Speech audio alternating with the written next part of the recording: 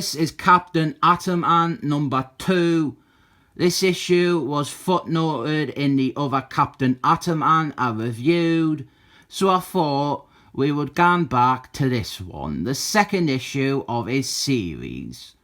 It's got a kind of packed cover, but look, there's Batman and Superman and Firelord and even Blue Beetles. In fact, we start off with those 4 characters, and we see them each reacting to the debut of Captain Atomant. He was meant to be a new hero, because this series, it was a reboot, it was a revamp of Captain Atomant.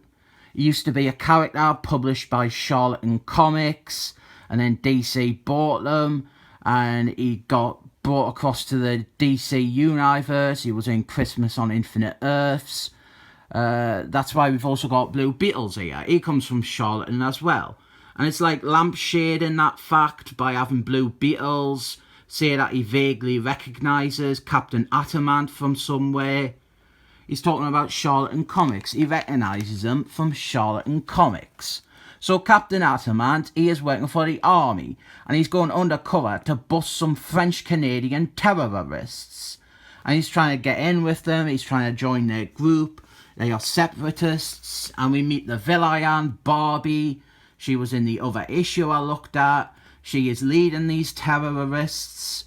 And throughout the issue, we see little magazine covers like this, showing us how Captain Atomant is becoming famous, how he's popular, how he's taking the world by storm, because that's part of his backstory. He is being pushed as a public superhero in universe because he has got the backing of the government. And eventually he joins this team, the Justice League, like 6 issues into this run. He is added to the team as a government spy. And speaking of spies, there is a lot of that going on here. Here we have got a bit about how Captain Atomant, he's like a man out of time, a bit like Captain America. But with Captain Atomant, he was missing for about 20 years, and he missed loads of cultural stuff. Here's a little bit showing how the army and the government, they concocted and created a secret history for Captain Atomant so that the public would accept him as a new superhero. He's meant to be like this odd superhero that nobody had heard of. It's quite clever. They use that to explain his odd appearances in Charlatan Comics. I think the next issue covers it a bit more. And Captain Atomant, he gets accepted into the terrorist group. But well, Barbie, she decides to kill him anyway. Make him do an explosion with some of her bombs because she is paranoid about traitors. And even though she has got no evidence or reason to suspect Captain Atomant here, she decides it'd just be safer off to explode him than take a chance. Presumably, she's been doing this with a lot of new recruits.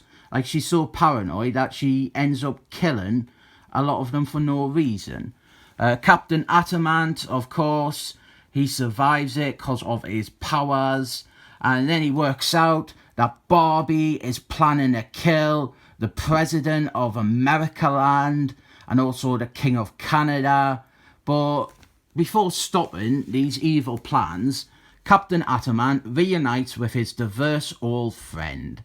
Then he goes and he stops one of the militants from doing a suicide bombing of Canadian Parliament. And then he goes and stops another one from blowing up the statue of libertarians.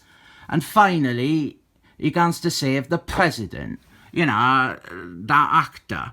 And Barbie is going to assassinate him. And she doesn't actually realise that the other 2 attacks she planned have been stopped by Captain Atomant. So she's talking about them like they have happened. And she must seem like a proper raving nut job. And then Captain Atomant shows up and he saves the day. And the president too.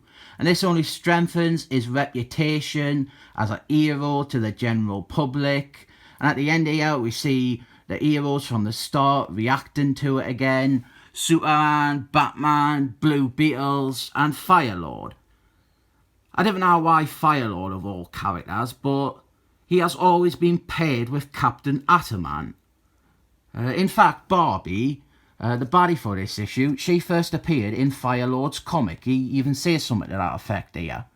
This is a fun issue, straightforward, nothing too flashy, but it is a good story. And seeing the first meeting between Captain Ataman and Barbie is interesting.